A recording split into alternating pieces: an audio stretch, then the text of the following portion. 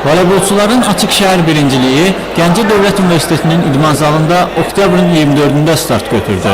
Oyunlar dairəvi sistem üzrə keçirilir. Birincilikdə 6 komanda iştirak edir. Yarışın ilk günü Təhsil İdman Mərkəzinin voleybolçuları Kənd Təsərrüfatı Akademiyasının komandasını 2-1 hesabı ilə məğlub edib. Humanitar Kollec ilə Musiqi Texnikumu komandalarının arasında keçirilən oyunda 2-0 hesabı qeydə alınıb. Bu görüşdə Humanitar Kollecin voleybolçuları fərqləniblər. Gəncə Dövlət Universiteti Xanlar rayonunun və Humanitar Kollecin komandalarını 2-0 hesabı ilə udub.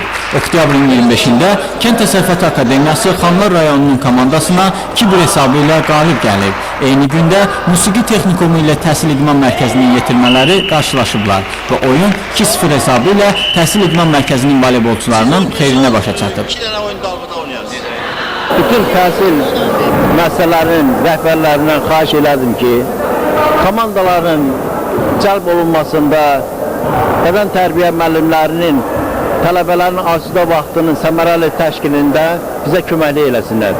Ona görə ki, bəzi komandaların vəziyyətləri çox demək olar ki, acınacaqlıdır, idman formaları yoxdur, tələbələrin sifarişləri vaxtında verilmir, üzvlük haqlarını keçirilmirlər. Yəni biz də bu çətinliklər var ki, biz də bu yarışların keçirilməsində bizə maneçilik edir.